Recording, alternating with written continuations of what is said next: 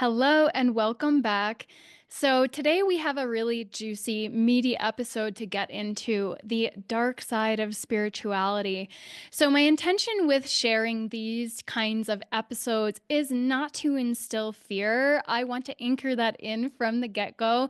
My purpose, my intention is to bring awareness to these very real issues that occur within this world, within this journey, because we are navigating this without having the mystery schools in place. Basically, life itself is the mystery school, and the lesson, the initiation of this time is to learn discernment.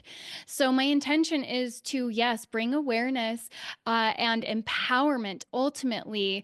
Empowerment and liberation from this paradigm, because I feel very much that this energy that we are in now, as I record this, is transcending this paradigm, bringing death to the old.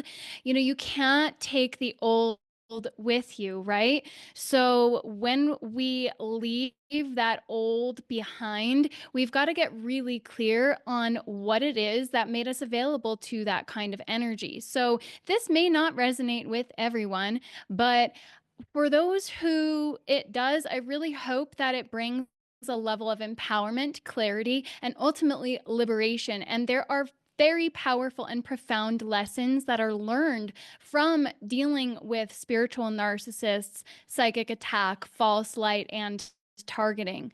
So, I'm going to be sharing my experiences as well as sharing some tips on how to recognize it and how to navigate it. So, hopefully, you come out of this episode feeling clear and empowered and knowing that you're not alone, also crucially. And number one, the lesson is, I'm not going to bury the lead here, is to really come into self-trust. Right? That is the key. That is the key here.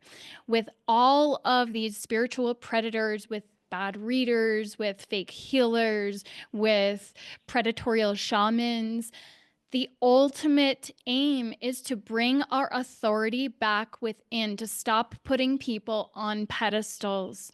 So, understanding spiritual attack and false light is so key to navigating this journey, because the new age is rife with spiritual predators, with people who will target you. And I also want to presence the fact that a lot of them don't even know that they're doing it. A lot of them are vessels for dark energies. They themselves have been taken over. They themselves may be a quote unquote victim of this energy. They're trapped in their own way. And at the same time, their soul made a contract with that energy. So we've got to get really clear with ourselves as empaths. There's this narcissist empath template that is really, really common out there that makes a lot of us who are here to be healers and who are by nature empathic, it makes us targets. We literally walk with a target on our back when we begin to open up and activate our gifts. So there's a lot that goes into this. And if this is resonating with you, just know that I'm not going to shy away from like sharing the actual darker aspects of this. But there are very, very dark energies that work through people, and they specifically target those of us who carry these very high frequency codes. If we begin to activate our gifts, we become actual targets. But just by the fact that we hold these from birth, often the targeting begins from birth. So we may have incarnated into families where people are operating with these negative energies working through them. They may carry a narcissistic template. And I also want to just be really clear, narcissistic tendencies develop because of wounding. But there are two different paths that people can take. the hurt people who hurt people, or the healed people or the hurt people who become healers and then want to heal people. So healed people heal people. So that's the paradigm that we're really trying to anchor in now through these conversations. So here on the Heart of Truth podcast, I'm not going to shy away from addressing these darker truths because they're a real aspect of our dualistic reality that contains a great deal of polarity. The more light there is, the more the darkness is seen. I don't know that it's necessarily the more light there is, the more dark there is. It's just that the more light there is, the more we recognize the darkness that was already there. It was always there. We just didn't see it. Okay. And I do believe we're here to integrate that darkness and transmute it. And we will eventually purify, we will purge the planet and purify the planet of a lot of these darker energies because they will no longer be a frequency resonance match. The more of us that heal, the less vessels they have to get in. And so how do they get in? They get in through the traumas, the wounds. I do have the episode, The Courage to Confront Darkness or Evil. And I encourage you to watch that if you want to learn a little bit more of that or to tune into that episode.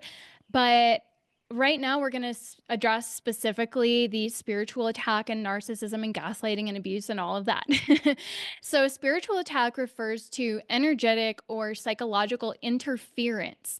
And it's the goal of it really is to destabilize you on your spiritual path, on your path of awakening. So as long as you are destabilized, you are not in your power. Think about a nervous system that is not regulated. So the purpose of the gaslighting, the manipulation, the attack, the siphoning, the energy vampires is to keep pulling from you, to keep pulling your energy from you. So if you don't have strong energetic boundaries, if you have leaky boundaries, if your aura isn't sealed, they can get in there and they can siphon your energy. And when that happens, you will, by de facto, not be totally stabilized in your energy field. Your energy field will be susceptible to continued interference. And this is not to blame or shame anybody because we did not know any of this. And this is part of the journey, is learning how this stuff really works. And a lot of it is trial by fire. We have to walk through the flames to actually learn the lesson. And so that comes through the experience of dealing with the narcissist, of dealing with the abuse. We rise like the phoenix from the flames. And as I'm recording this, Beltane is just a day or two away. And we are basically in this phoenix rising, this resurrection energy. Easter was late this year, so we just had it and we just exited eclipse season. And I don't really feel like we need to be so attached to the astrology. And I do feel that at a certain point on our path, we become the ultimate creators that transcend anything that the moon is doing or anything that the planets are doing. And that might itself be a bit of an illusion, right? As we walk this path, the more we realize how much distortion there is, even in the teachings themselves. So, not to create further confusion, but to remind you that the ultimate truth and power lies within you and your heart, within you and your intuition, within you and your connection to God's source. And that is what it is all leading us back to, right? So the false light then has been implanted into the spiritual community, especially the New Age teachings, to deceive people who are on the path. They will masquerade as benevolent guides. They will bring forth a lot of truth, but they will insert a lot of distortion into that truth. So it becomes really, really difficult for people to discern that they are actually operating in the false light template, the false ascension inorganic matrix, if you will, where there is a frequency fence, there's a frequency ceiling, if you will. So it's like people who talk about 5D as the ultimate goal. No, we're actually here to anchor in 12D and above. 12D is where the Christ consciousness template actually exists.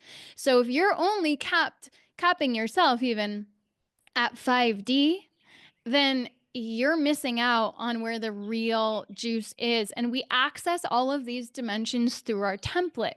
So they will try to insert these energies of distortion. They will implant siphons. They will implant hooks, or any kind of implant itself will distort your energy field so that you cannot ascend beyond a particular frequency or dimensional field.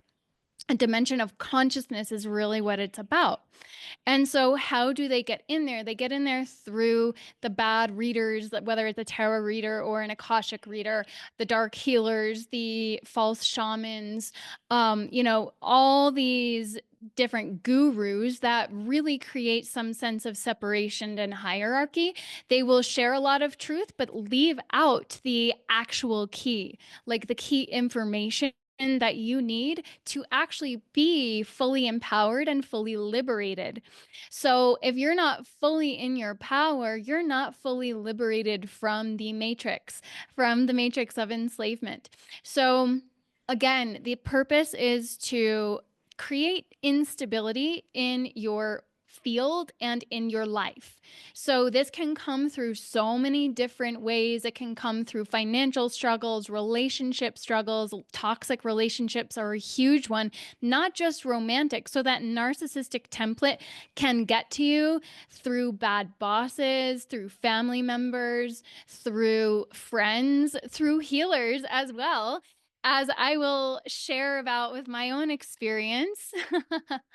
The wind just picked up as I said that too, so that was interesting. But yeah, the destabilizing influences can manifest through both external and internal struggles. So if you are feeling like you're back in this mindset of fear or lack or scarcity, or you don't feel excited getting up every day, that could be a sign that there is spiritual attack going on, that you're being psychically attacked. So a lot of people will call it psychic attack because it attacks your mental body. And your mindset is what is creating this struggle, this strife, this sense of feeling stuck, right? So your life may not be moving forward in the way that you desire.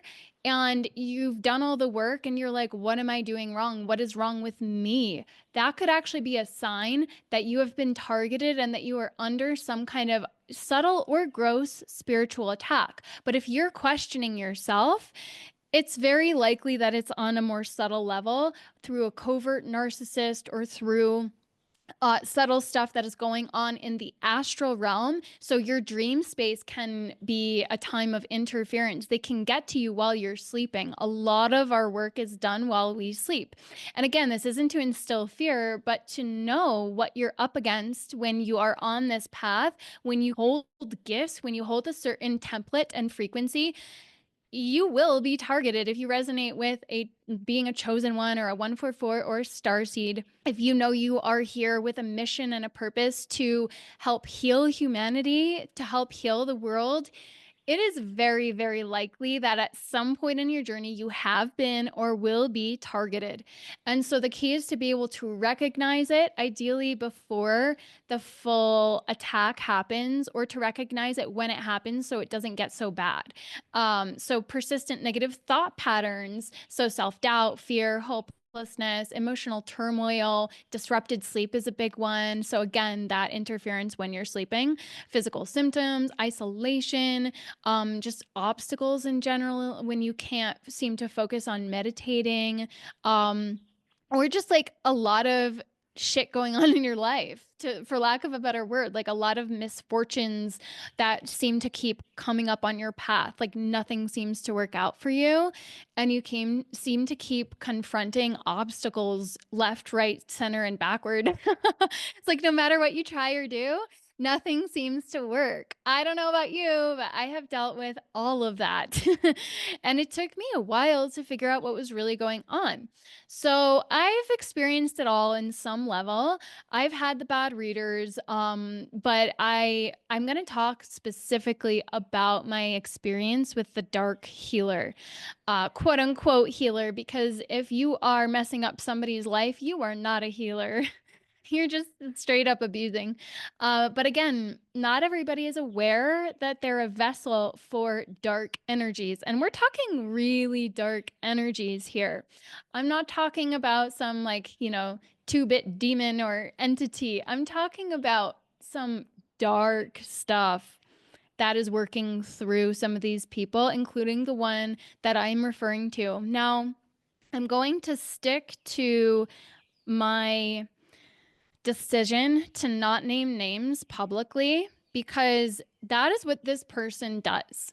Actually, they're big on calling out people in the spiritual community for being false light, ironically.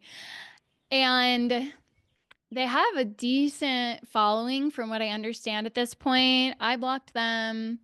I don't pay attention, but I was recently in Tulum where a lot of the false light is anchored. A lot of black magic is anchored there.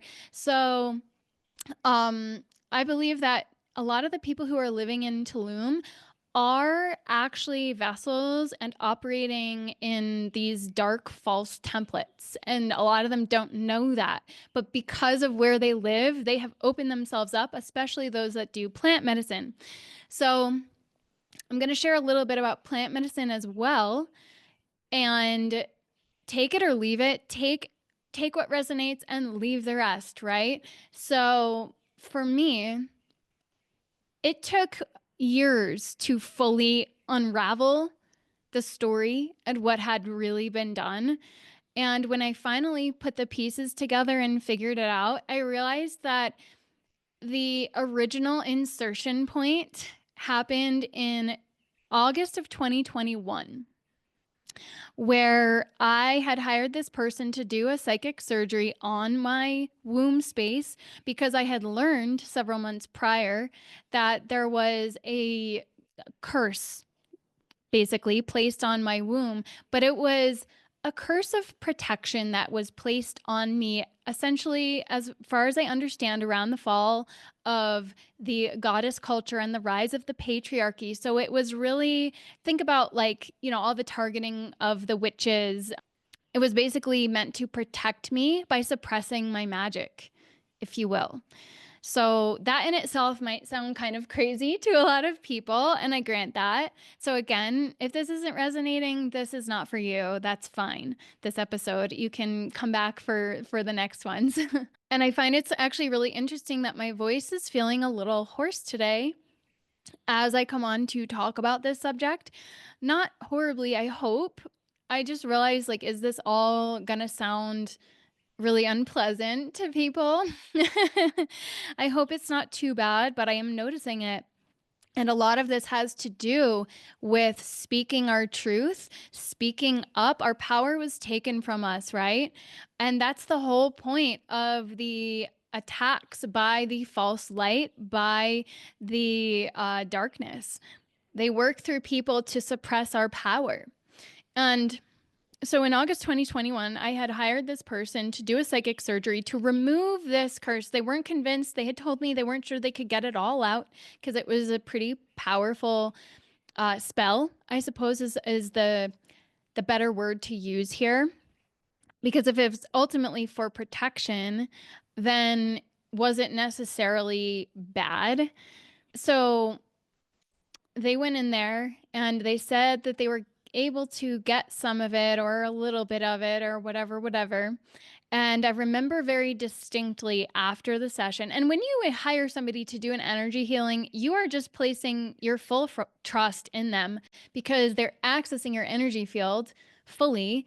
And also that they know what they're doing and they're actually doing something worth what you're paying them to do, right? Because a lot of the time it's going to be subtle and it won't be an immediate effect. You won't necessarily feel a physical sensation.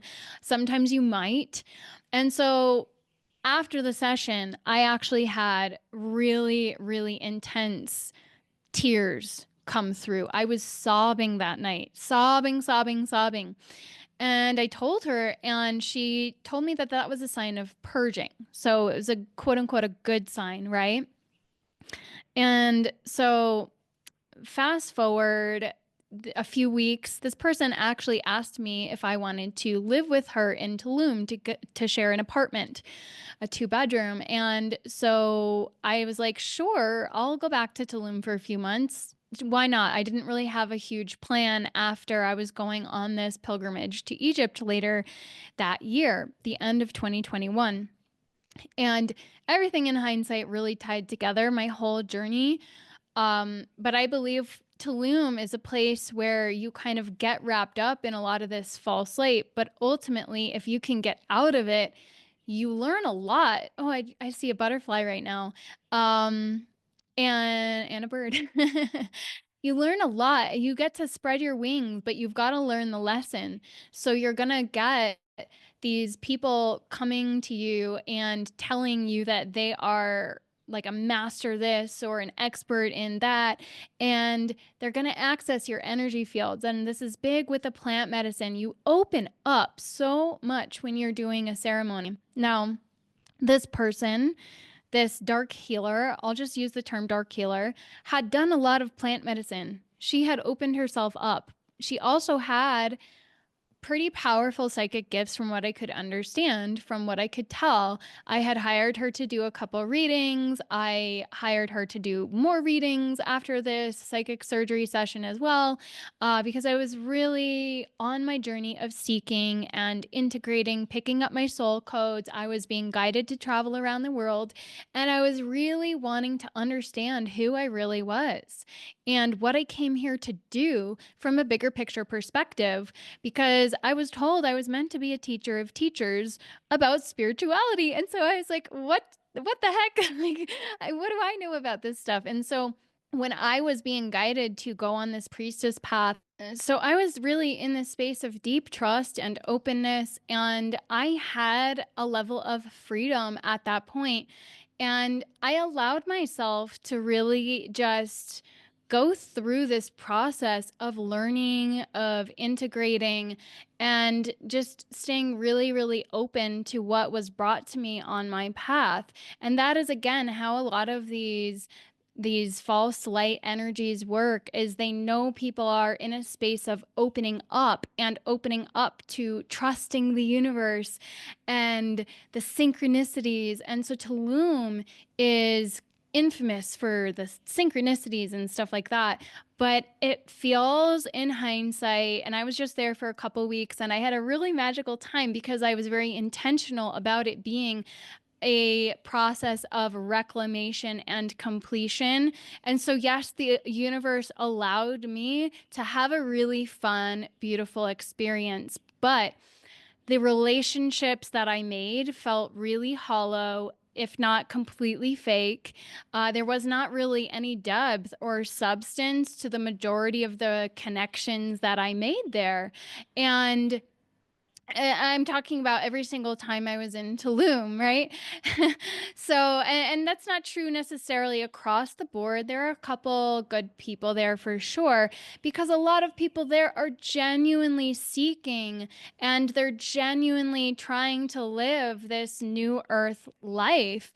They have a deep, true desire to become a better person and to serve. I'm not saying that everybody there is bad or fake, but a lot of people have gotten sucked into this matrix, this kind of phantom matrix, as one of my guides has been calling it, because she was recently in Tulum and she was picking up on a lot of these dark energies herself. So when I went back, it was for that purpose. And I basically had met this person and they were a reader, and I thought that, I was like, the Atlantis stuff, the Lemuria stuff, so cool. I'm learning more about my past lives and my soul contracts and things like that. What's in my Akashic records? Well, it turns out there can be fake Akashic records, number one. Number two, you're also placing your trust in a reader to bring through true, authentic information in an accurate manner. And you don't know what else they might be accessing beyond what they tell you.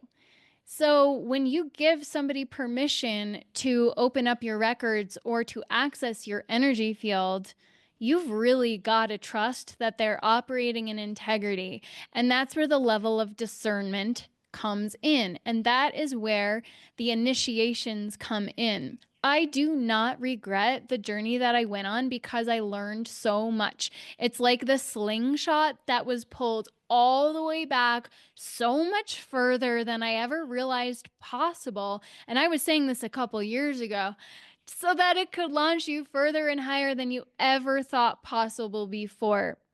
So some of us are here to integrate the polarities.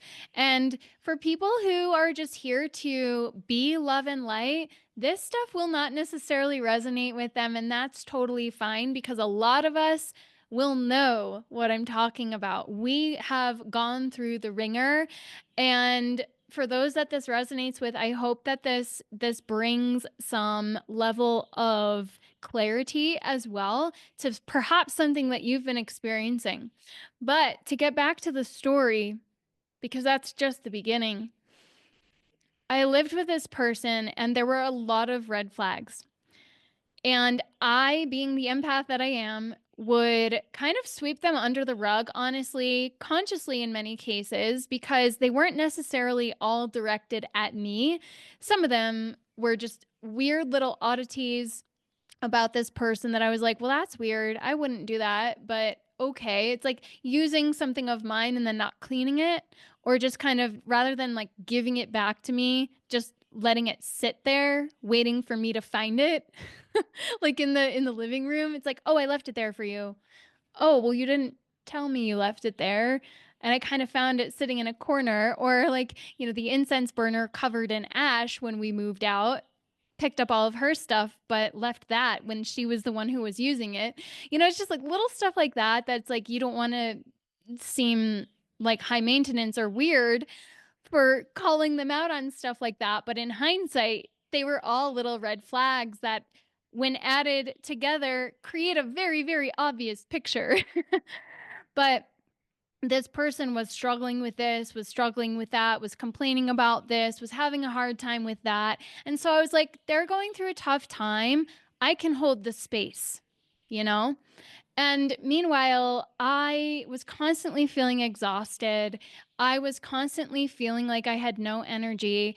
And, as soon as I got back to Tulum, I thought I was integrating the Egypt activations. I thought I was, having stuff come up because of my own personal stuff with the astrology and the solar flares and the Schumann resonance. And I had all of this stuff to purge and to purify and to clear. And so that's why I was having such a hard time in Tulum, that second round of living there. And then finally, at the end of our 5 months there, because we extended it from 3 months to five as it goes.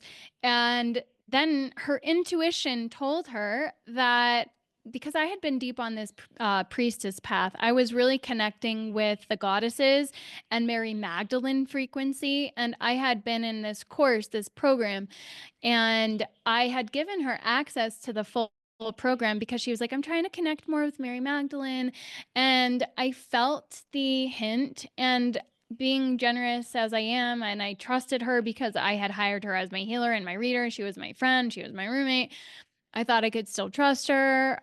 I gave her access to this not inexpensive program.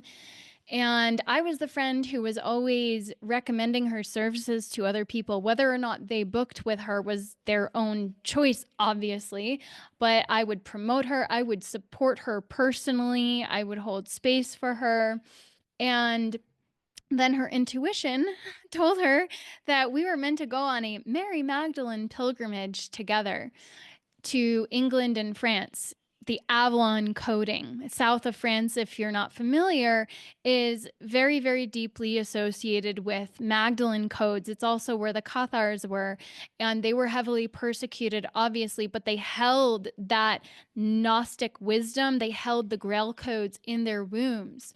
And so when she said that, I, was still very much in this seeking and integration phase. And I obviously wanted to go there myself anyway, more intentionally to go to England for the purpose of deepening into the spirituality, to go to Avebury and Glastonbury and all of that. And we had already started to have a little bit of weirdness coming up, but I was like, okay, this will maybe what we need to kind of heal whatever sisterhood wound there is between us. And things just got a little like it was subtle still. There was a little weirdness there, a little weirdness here. I navigated the entire south of France journey, which was almost 2 weeks. I drove, I spoke French, so I was like, doing all the communicating pretty much. I planned the entire itinerary. And, she knew I knew what was up with this kind of stuff as well. So she let me do that. And then a couple months after we got back, like my life kind of collapsed at the end of that trip. And I was like, what is going on? But I was still like, all right, I can pick myself up. Like, no big deal. Like, I have all these activations, I have all this inspiration, but it seemed like nothing I did worked. I felt like very unstable. I felt this weird energy working through me constantly that didn't feel like me and my high vibe fairy self that I had started to really access when I had begun my spiritual awakening. But that's the thing, it's a phase that a lot of us experience. And then the gaslighting started. This was now fall of 2022, and her true colors started to emerge. And it was really, really ugly, honestly.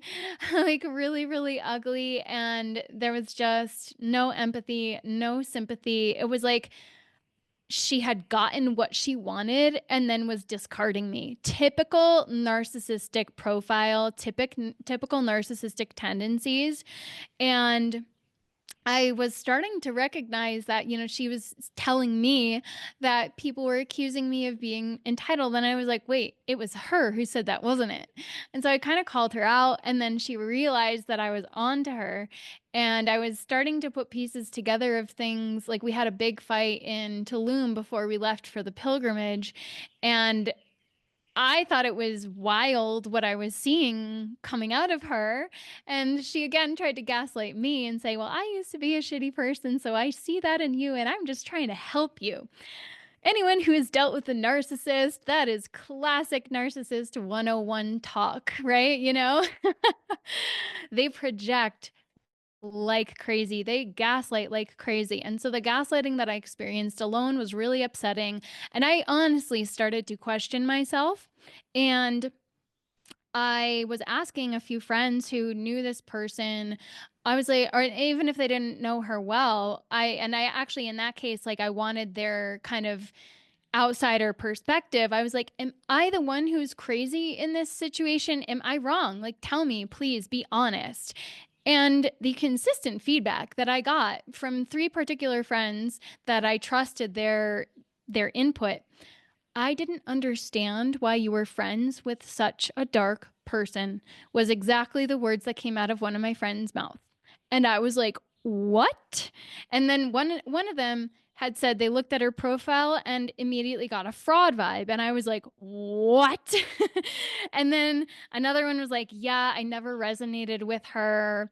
There was just something about her energy that felt off. And I was like, what? Am I the last to see this? And the thing is, yes, I had blinders on because it was a karmic contract that I had, you know, signed up for, essentially, because again, slingshot, pulling us all the way back, all the way into the depths of the underworld, so that we could reclaim our power, that we could reclaim our soul codes from these past lives. Honestly, these contracts that began in lifetimes past where our power was originally taken from us, this is what they do for us. They ultimately liberate us, but we have to go through the darkness. We have to go through the fires of alchemy. And so I thought the gaslighting was it. It wasn't for another full year later where I was trying to move forward, doing everything I like that was coming to my field, the inspiration. I was creating, and nothing was working. Nothing was coming back to me. And I was so frustrated and also so confused. And I just didn't understand, again, what was wrong with me. What was I missing? And then the universe kind of funneled me on a journey down to Florida for 6 months. And that's a whole story unto itself. But once I got down there, I met with a friend who was mutual friends with us. And we had like a small thing come up, and he finally approached me, finally, and said, I think I have a little bit of a block with you because of something this person told me about you. And I was like, okay, what is it? And he basically said that she had accused me of implanting a siphon in her womb space to siphon her financial and creation power. And that I was a dark sorceress who was harming so many people. What? I mean, I cannot tell you how flabbergasted, taken aback, hurt, and betrayed I felt in that moment. It was like my soul was crushed. And the most crushing thing about it was that he actually believed that I might have been capable of it. He had enough of a niggle of doubt that he wasn't sure. He thought I was capable of doing something like that. And he was like, oh, she said you could might like maybe have done it subconsciously. So for a moment, I started freaking out. I was like, is my soul actually dark? Like, am I actually a bad person? And so my nervous system, I cannot tell you how rattled I felt in that moment, but my guides have had my back the whole time, and I was deeply protected. That same afternoon, honestly, minutes after he shared that with me, this person was coming to work with him to show him this process that she used, where she used the pendulum and this whole system to remove any of the third party energies, any of her energies, any of her clients' energies, to get a really true and accurate answer through the pendulum. And so I was rattled. I was literally standing next to the tree out front when she walked in. She's like, "Hey girl, what you doing with your pendulum next to the tree out here?" That was our introduction. And I was like, "Oh, I don't know. I just had a really crazy thing come up." And so they did their thing. And then I walked in and she was like, "Do you want me to ask a question for you?" I was like, "Actually, I would love that." I had even dropped my pendulum. I was so rattled that the bottom of it kind of cracked and broke off. I touched base with one of my healers, and I asked her to tune in, and we did like the next day. But in that moment, that girl was able to tune in with her pendulum, and I removed all identifying information. And I said, "Can you ask the pendulum this? Did the person who accused me of doing the thing to her, did she do it to me? Did she do the thing she accused me of doing to me?" It's a little complicated if you're not using specifics, but I wanted to remove the specifics so that I didn't sound like I was injecting weird stories into the situation, especially because I had just met this person. And so she was like, if you could give me a name, that would probably help. But I think we can get an answer with that. And I was like, okay. And so I told her the name of the person. And the answer that we got was a clear and undeniable yes. She had actually done it to me. What she accused me of doing, of putting the siphon in her womb space and siphoning her financial and creation power, and being a black magic, dark witchery sorceress, whatever, who was harming so many people, that was her. It was actually her the whole time, according to the pendulum. Now, I wanted to touch base with my healer to get more feedback, because my intuition had immediately kicked in and said, if anything, she did that to me when my friend brought this to me. And I was like, was that my wounded little girl self just reacting in the moment? Or is it because she actually did it to me? And the pendulum said, yes, she did this to you. And it explained everything that I had been experiencing over the past year plus. Not quite a year and a half at that point, but actually, in hindsight, it really was 2 years. So we're, you know, going back, that session where she had originally inserted the siphon, I'm 99% sure, was back in August of 2021. But the actual worst part is that she had shared all of this publicly in an Instagram post accusing me of being the black magic sorceress and of putting this siphon in her womb space and that I was harming so many people. And at some point, as I was processing this horrific revelation and accusation, not just that she had accused me of doing this, but that she had actually done this to me and that I had this thing in my womb, I realized I had an intuition that, oh my God, when I was sobbing after that session in August 2021, that wasn't a purge. That was my soul grieving what had been done. And when I was processing it further, I remembered a year prior, that fall of 2022, when all the gaslighting was occurring, that I had also had a little intuition that I thought was my wounded inner child just kicking up and, having a sad moment. I feel like she stole my life. That came to mind once again because what the rest of the post was talking about was vampiring off of people's records, how she had seen that other readers were doing this to other people. And so she was sharing this with the collective on her profile, just like she calls out false light. And I realized that's what she had done to me, most likely. So when you can access somebody's soul codes with their energy field and their records, you can access their destiny. So this is kind of like destiny swapping, right? And I had that intuition. I feel like she stole my life. And that's as dark as you can get without actually physically taking a life. But that's really what is going on in a lot of these cases. When I was tuning in with my healer and she was speaking about the energy that she was picking up on that was working through this person, I remembered having a very clear visual a year prior, again, thinking back to that tiff we had had in the spring of May of 2022 before we went on the pilgrimage. I had had a visual of her energy field. And it was like an amalgamation of it was like a dark, twisted energy that I could only describe as an amalgamation of the Wicked Witch of the West, Gollum from the Lord of the Rings, and the hungry orphan ghost girl from The Ring. Really gross. It might sound a little petty to put it in that way, but that's just the only way that I could describe this energy because it felt like all of those energies combined into one, dark, twisted, desperate, even.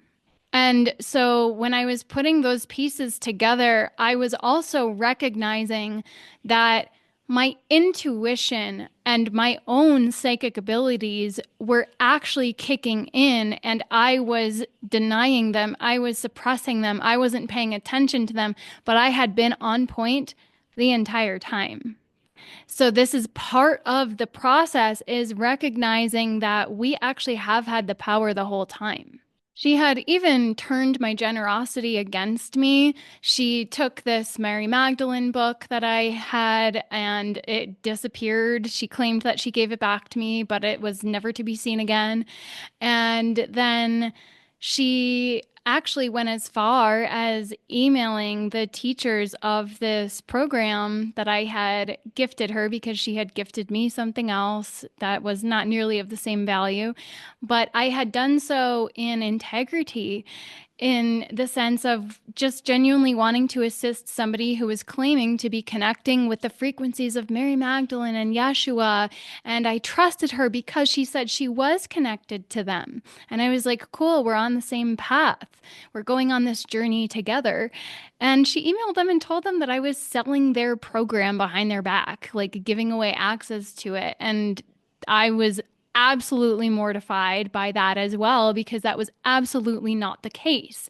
So she had twisted everything and turned my generosity against me to turn everyone else against me. The public accusations, telling everybody that we knew mutually that I had done this to her, but then taking it that extra step further was such a desecration to the sacredness of the path, of the priestess lineage, of the rose lineage. I was absolutely mortified that I had been in that position of potentially creating this disruption in the sanctity of the container as well. And so, I addressed it because I got an email from them and I addressed it head on. I was like, listen, I wasn't intentionally doing anything, and it's an absolute lie that I am giving away access willy-nilly. It was that one individual in good faith, because we were on this journey together and it was meant to be like a mutual exchange. And she had said she only really wanted to connect with Mary Magdalene, which was just one of the modules.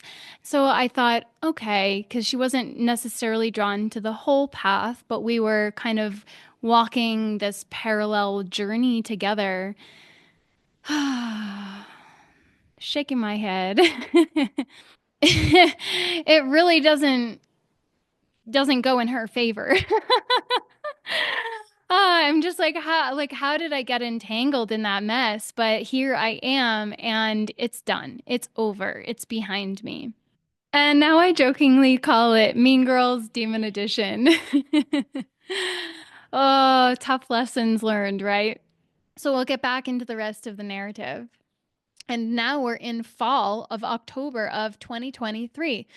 Full 2 years it took for me to figure that out. And it was a slow crumble, but every move that I made after that session did not expand my life, it contracted it. I mean, I did go on my journeys and my travels. So, from an energetic soul level perspective, ultimately it was all serving expansion. But in the immediate term, it was like every move I had made up until then was building, was growing, was expanding my field, my abundance, my world. And then all the moves I made after that, all the decisions and the choices that I made after that were influenced by siphoning. And I distinctly remember walking into my bedroom in January of 2022 to check on one of my accounts. I had gotten, in hindsight, bad advice to invest a little bit in this crypto, and I had not been a crazy crypto trader at all, but this specific coin, and I didn't do coins, I just did the stables.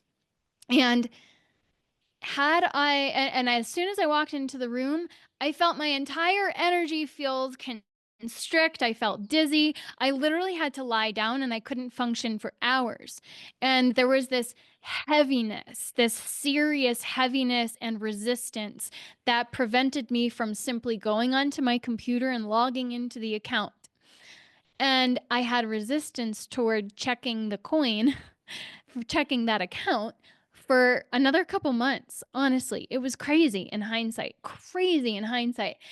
And by the time I checked it, I had lost half my money on that one investment. Not half of my total money, but the money on that investment. And if I had checked the account in that moment, I actually would have doubled it. When I had that intuition to check the account back in January of 2022, right around then, the coin was doing so well. And now I know that that was a psychic attack that was preventing me from expanding my world, expanding my financial abundance. And it sounds like crazy, and it sounds like, coincidence that I'm making up a story for some people, perhaps. That's fine. If you believe all of that, that's fine, you do you. But fast forward from October 2023 to when I was actually able to get the siphon removed, it was 6 months until I could find somebody who felt safe enough to remove that siphon, because my healer who tuned in initially, she found it and she was like, this is dark and this is extremely intricate and it's extremely dangerous for me to remove it because I will be attacked. And so she wrapped it best she could, but it was still in there. And then in that time, I had been introduced to this mushroom medicine man, shaman type, who basically deceived me as well, who manipulated me into, there was like a semi-private session. He quote unquote removed a knife from an energetic knife from my heart that had been implanted in Egypt, in ancient Egypt, in a lifetime where I was sacrificed. And I was like, well, I was told that happened. So, he's on to something. Okay. He's tuned in, he's tapped in. And then comes to the private ceremony. So now we're getting into another individual that targeted me. And it was the full moon in January of 2024. And I was like, I want to get rid of this thing for good. He assured me that we could get this siphon removed from my womb space. And I did the ceremony and I was on a couple grams of mushrooms. I really wasn't doing very many substances, but for medicinal purposes, I was open to working with them and things like that. I had only done one ayahuasca ceremony, a couple rounds of tepezcohuite in another ceremony, and some combo. That's my extent of plant medicine experience. And honestly, at this point, I have little calling to dabble with it, especially knowing what I know now. But I was open if we could kind of open up the field and, get the thing out. I was open.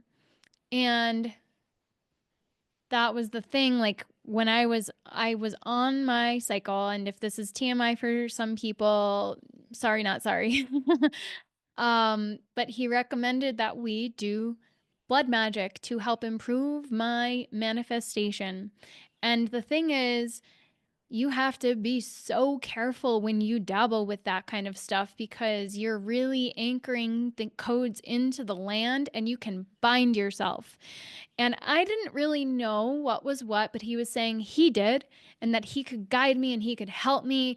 And when I was on 2 grams of mushrooms in the ceremony, he was trying to get me to bind my energy through blood magic, to bind myself in business to him and to work together as partners. And I was like, what are you asking me right now? Because I was like, wait a second. Like, you want me to go into business with you? You want me to make this agreement, to make this contractual agreement right now when I'm on 2 grams of mushrooms? Like, this doesn't feel right. And so I was like, no, like I yelled, like, and he then tried to manipulate it and say, well, that was a test and you passed that test. But then he also then turned around later and said, oh, but you're still in fear. And so, you're not ready yet. So I was like, no, F this. This is BS. Like, thank God my guides were like working with me enough that my higher self wasn't totally wrapped up in that to make that very big mistake. My healer, after the fact, told me like that really could have messed me up. That could have bound my soul for many lifetimes, potentially. And thank God I don't have to figure that out now. But it was really close. It was a really close call, right? Because I was under the influence of a great, a significant amount of, for my body size and my susceptibility and sensitivity. That was a lot for me, that 2 grams. And then I was funneled into another situation that felt like it was moving me forward, that felt expansive.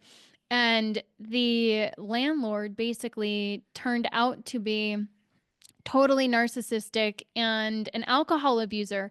And one night after me being there for about 2 months, and this was on a horse farm, and I had watched her horses for 5 days. For the first time in a very long time, she was able to leave her horses under trusted care for 5 days for free.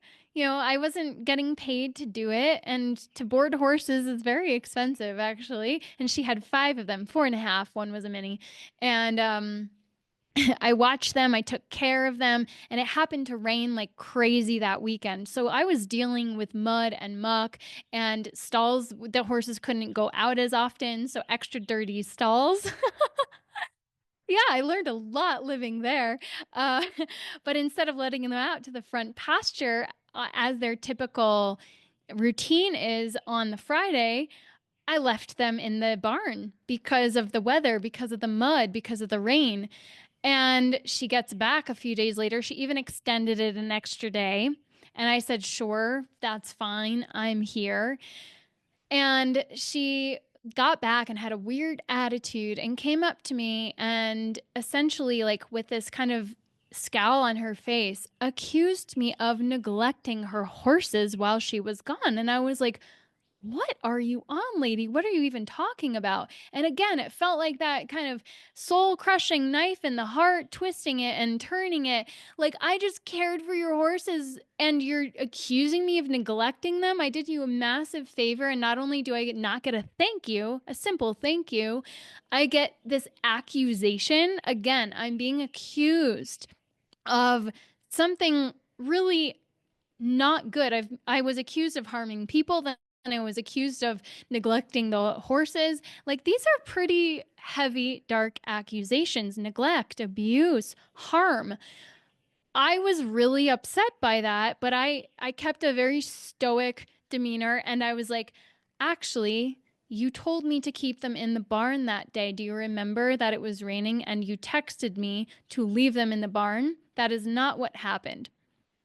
She was basically saying I hadn't changed their water, so they would have been drinking this murky, mucky water because the trough in the front had, like, the water hadn't been changed. And so I was neglecting our horses. And I was like, well, that's not at all what happened. And this is what really happened because you told me to do this. And instead, again, of saying sorry, no thank you, she said, well, do you see what can happen when we misperceive a situation? And I was like, what? Like, now you're trying to turn this into a lesson? For what purpose? For what purpose? And then we decide it's better if I leave. And I was like, yeah.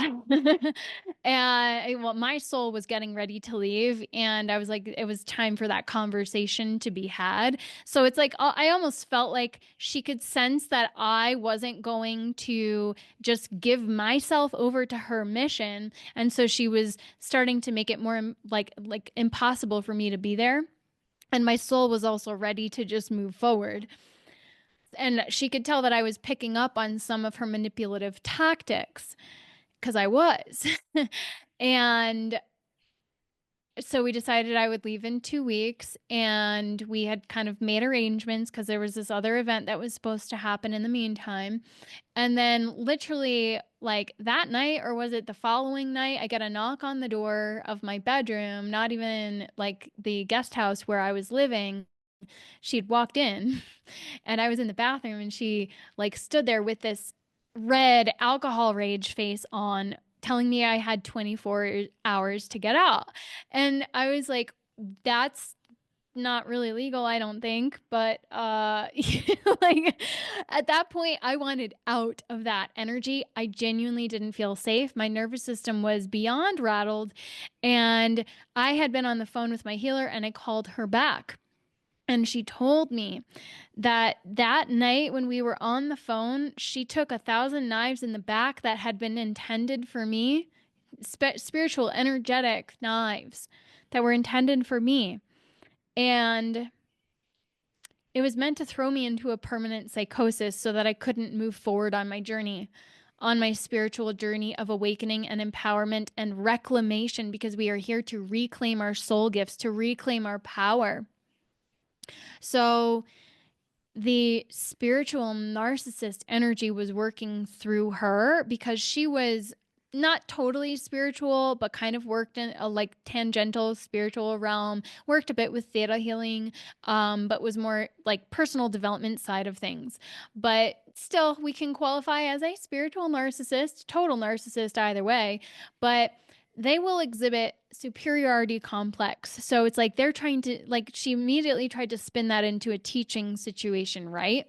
Like more enlightened. So you put them on a bit of a pedestal. You automatically then give your power away to them. So it's that guru energy that they create, that hierarchy. Without me, you won't get the truth. You need to figure out what is true and what is not through me because I am more tapped in than you are. I'm receiving all these messages from my guides and guardians through plant medicine, through my connection with XYZ ascended masters, right? But are they actually connected to the true ascended masters or the AI clones that they connected with in the astral field through plant medicine? Usually that's what it is, honestly. GFL, all of those like false archangel Michaels and the false Yeshuas and the false Mary Magdalenes and the false everything, honestly.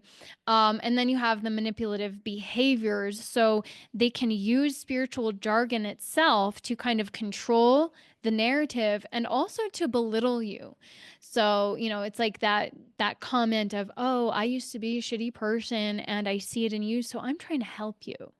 Lack of empathy is a huge one.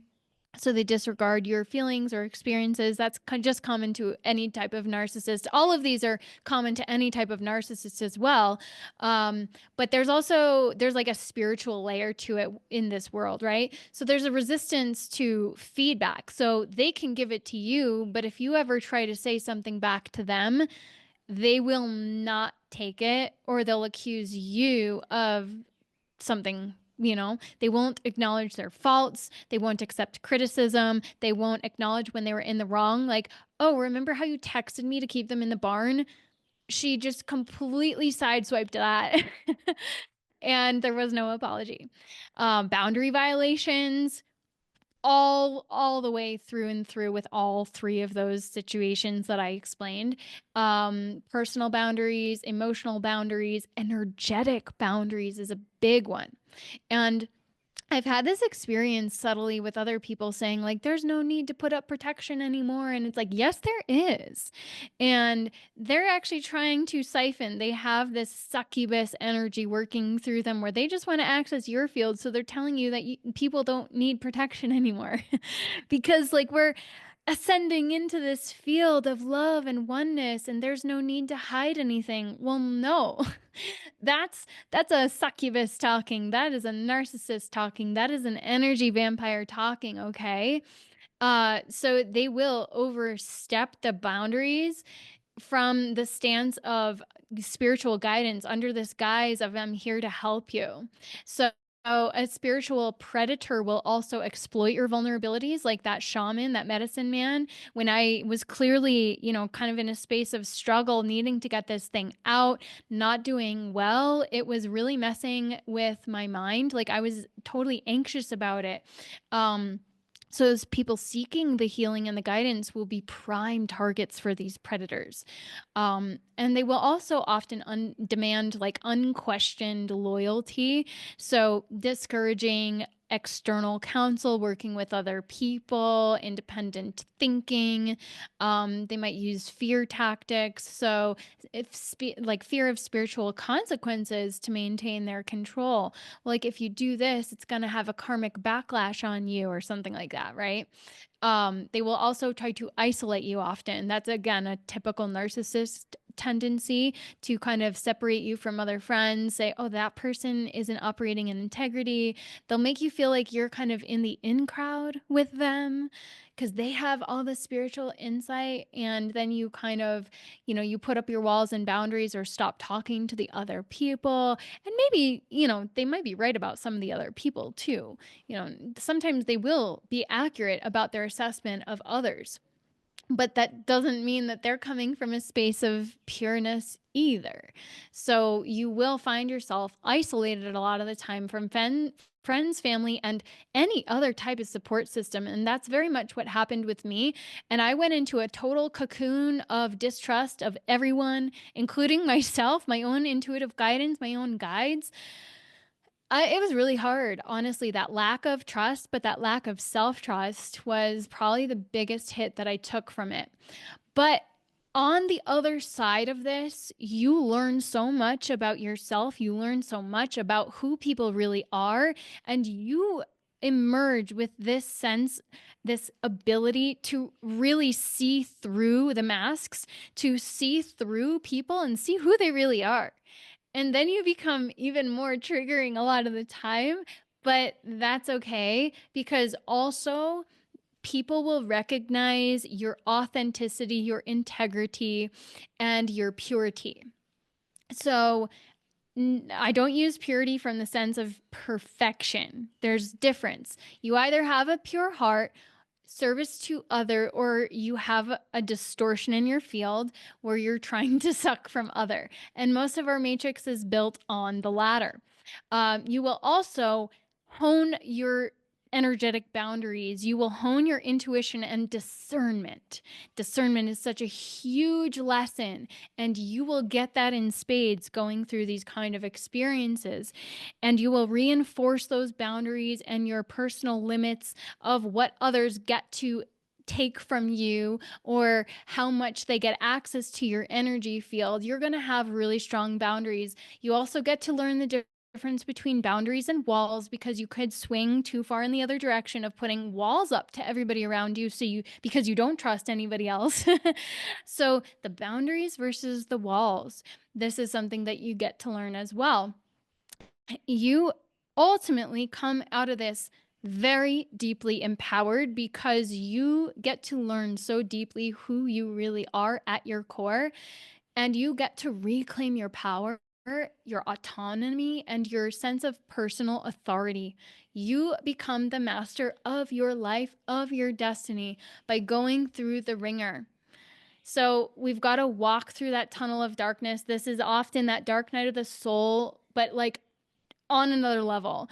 So I call it like Mean Girls Demon Edition.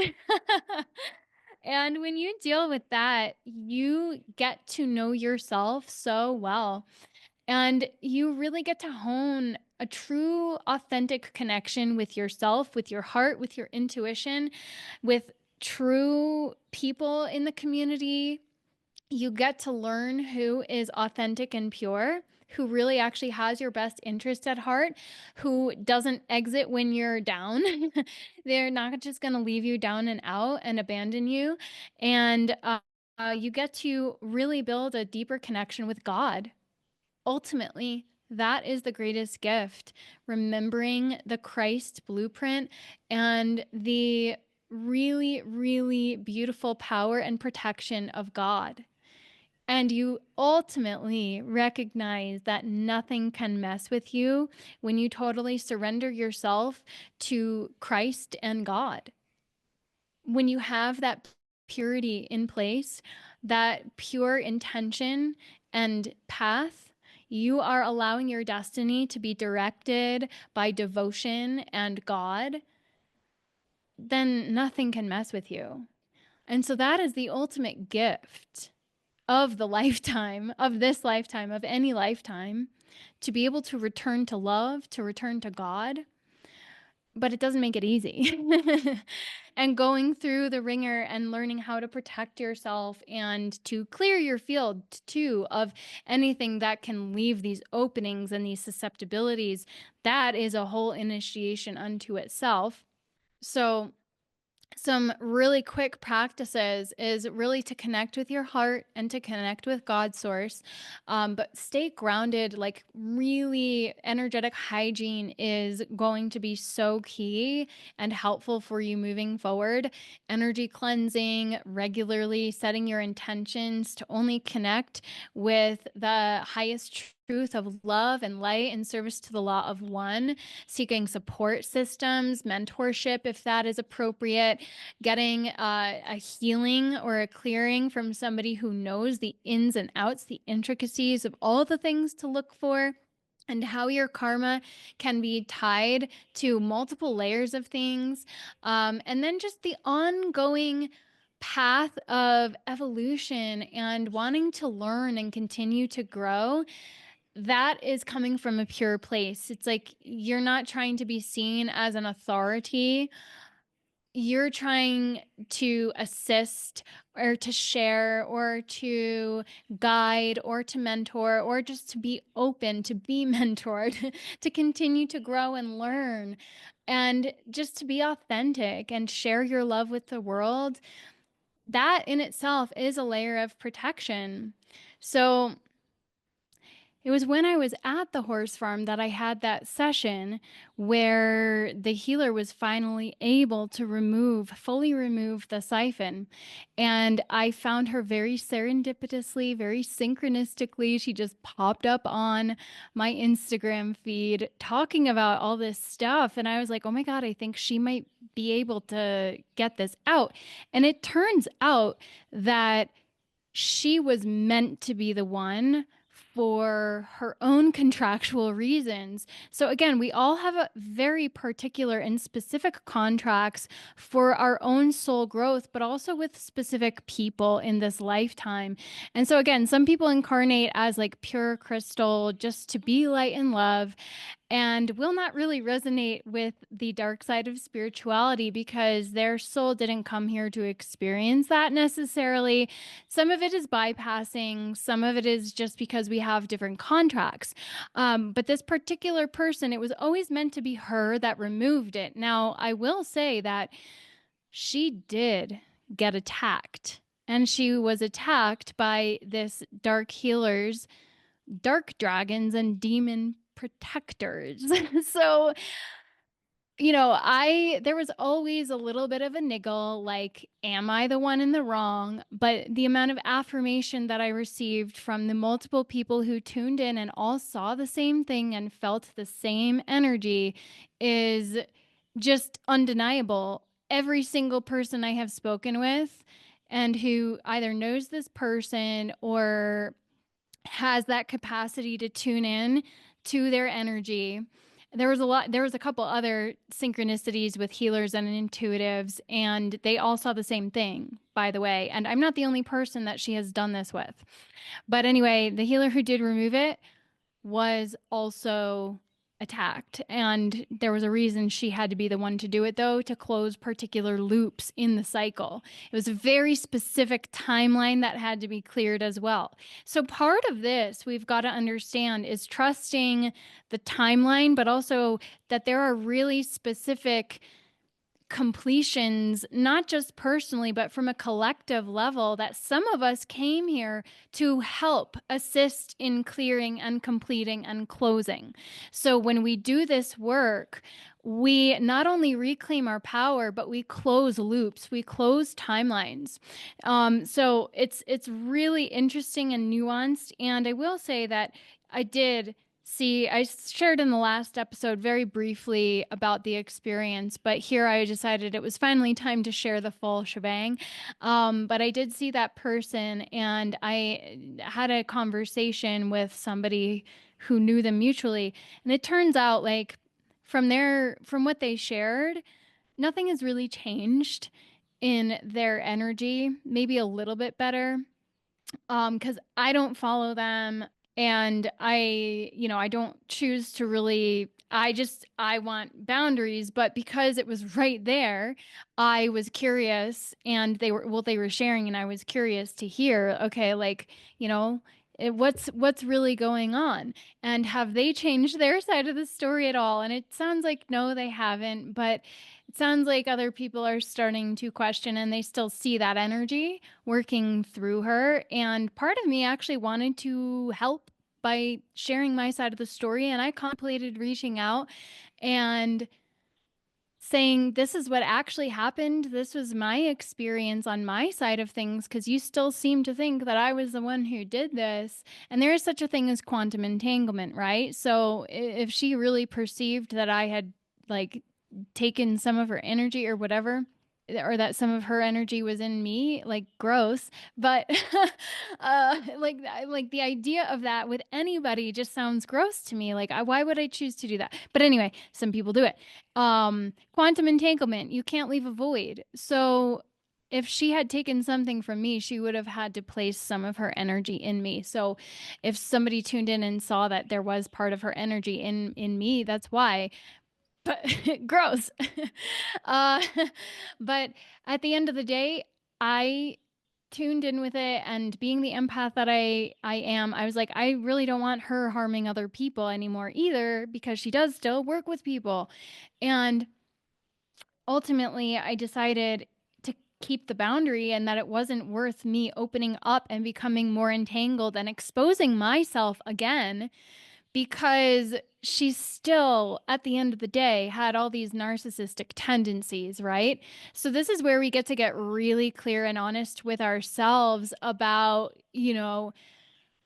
what is worth our time and energy and where our boundaries need to be, but also tuning in and allowing the truth of what is in our highest good to come forth. Because sometimes, even if it might be for the highest good of the collective, to get ourselves dragged into something is actually going to hold us back. And so, what's then the highest good of the collective is actually us being in our light and our power. So, to get dragged back into those cycles and loops is probably not a good idea. Even if our intentions are ultimately benevolent, how will it actually be received by that person? It depends on how much of the shadow work they've actually done. And if they've been bypassing, then no. If they're still operating with this consciousness, then no. And again, this is all ultimately to lead us back into our own authority.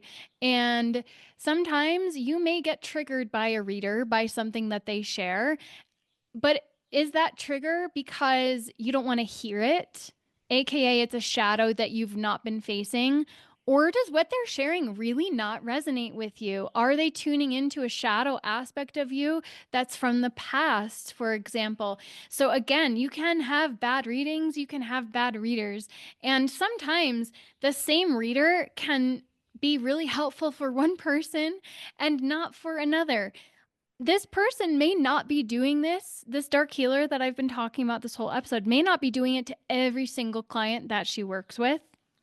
If she was, then I mean, I don't know. Maybe it's so deceptive that she could be doing it to the vast majority, but it could be that she just targets really specific people because they hold specific codes. And if it's something new that she hasn't accessed from somebody else, then she's going to try and access it from this person if they hold that.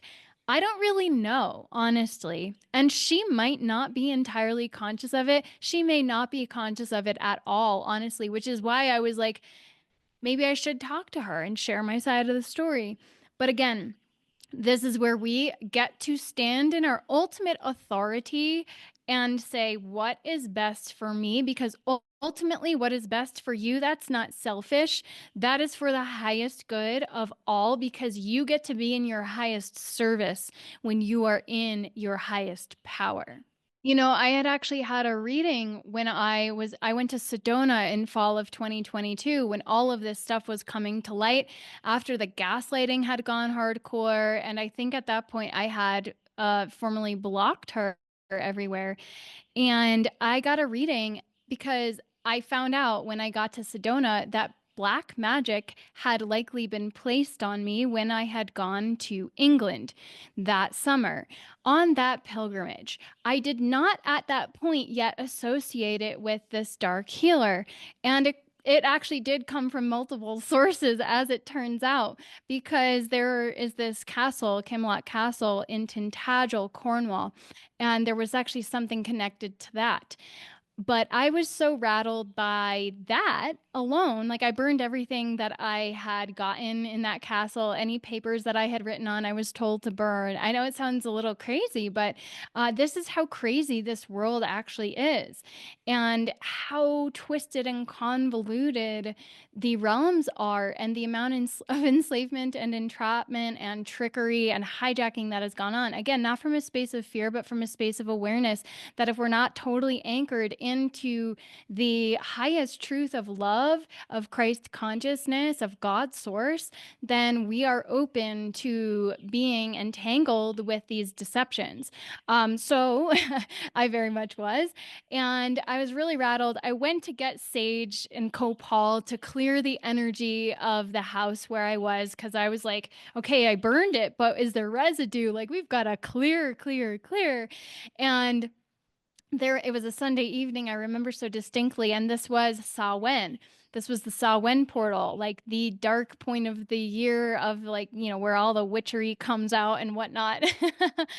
And I found this store that was open, and it was kind of on the side of the main road there, not quite in town. And I pulled in and I was like, let's see if they have it. And they did. And I was like, thank God. And they were kind of close to closing, but I shared in super brief with the woman, the shopkeeper, what I was experiencing. And she's like, well, the tower reader is still here and she's open now. You could maybe get a quick reading if you feel like that would be helpful for you.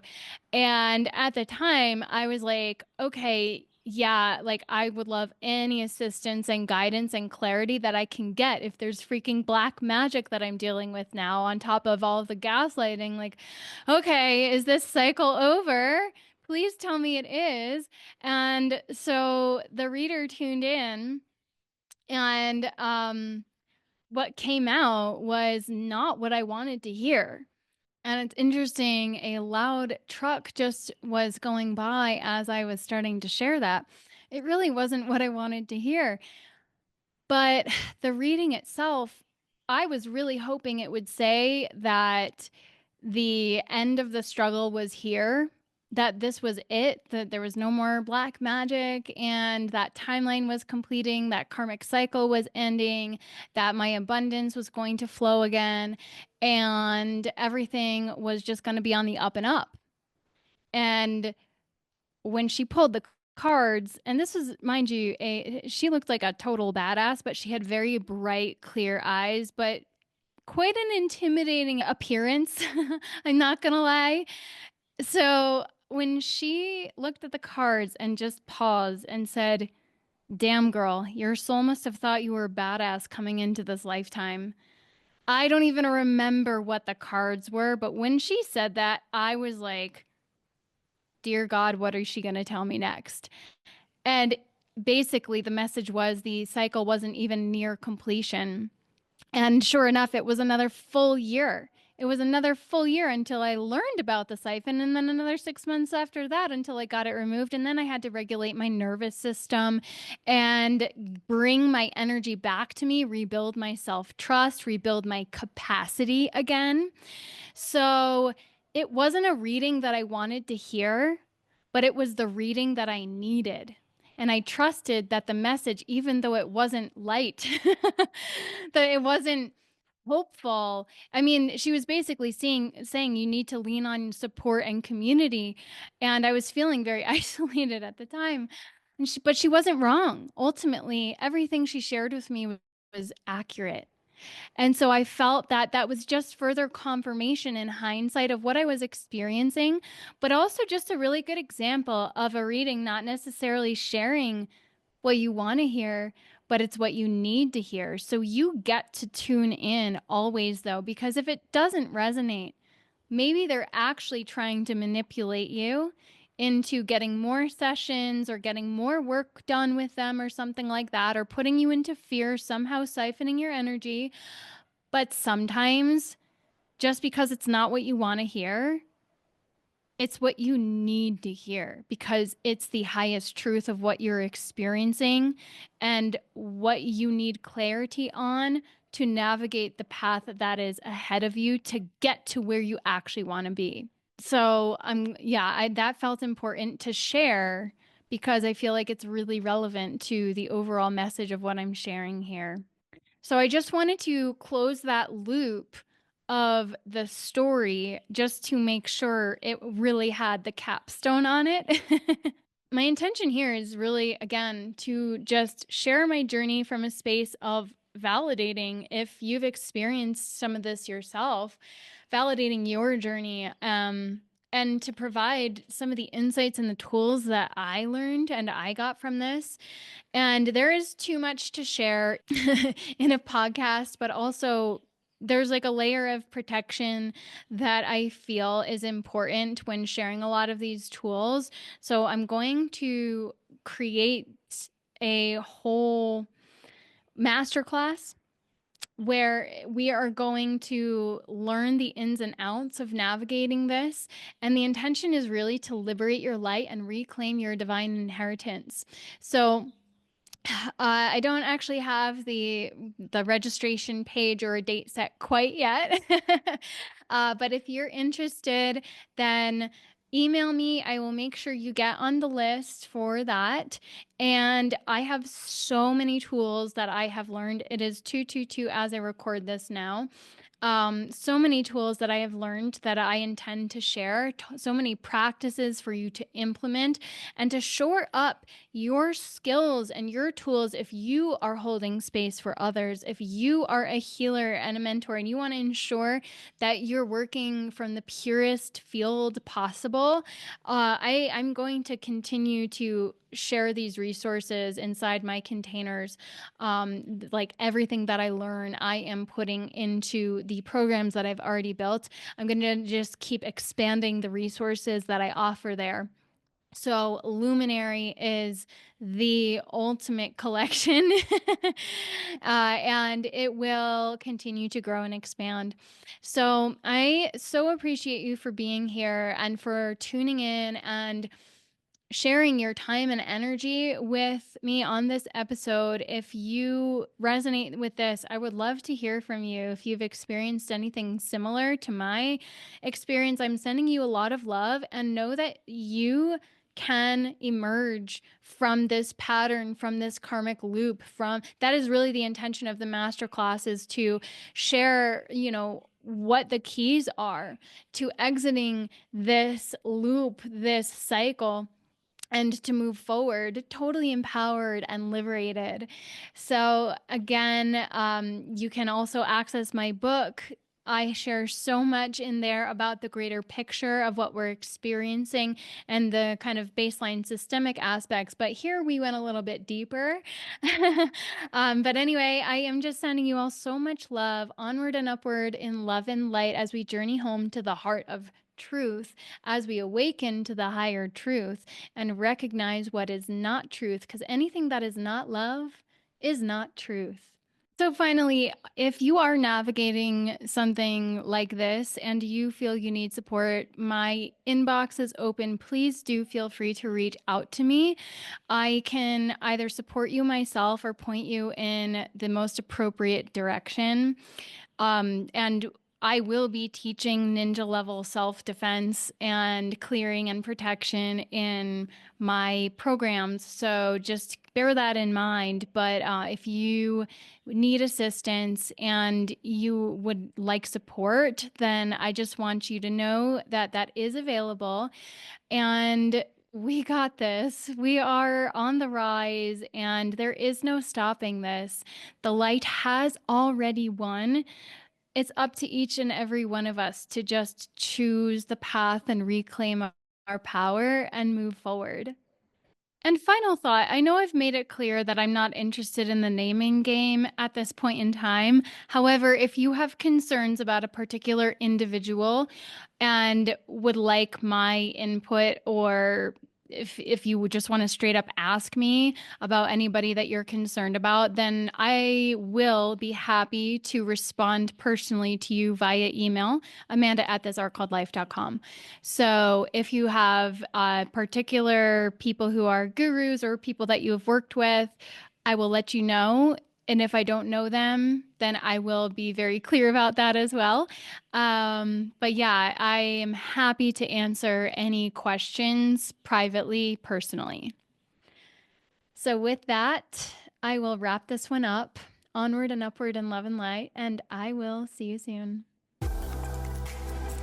Thank you for tuning in to the Heart of Truth podcast with your host, Amanda Erin Kelly. If you enjoyed this episode, please consider leaving a rating or review on your favorite platform. And if you'd like to go deeper, grab your copy of my book, Let There Be Light, and join us inside the free community in Illumina Wisdom School, where you can access free resources to jumpstart your journey, such as a higher self activation and the Body Temple Blueprint Masterclass, as well as explore the plethora of resources, including Awakening Fundamentals and Luminary, my signature path to wholeness and mastery, to help you become your own healer and sovereign authority. You can access everything at thisartcalledlife.com or find the links down in the show notes below. Until next time, onward and upward in love and light as we journey home to the heart of truth.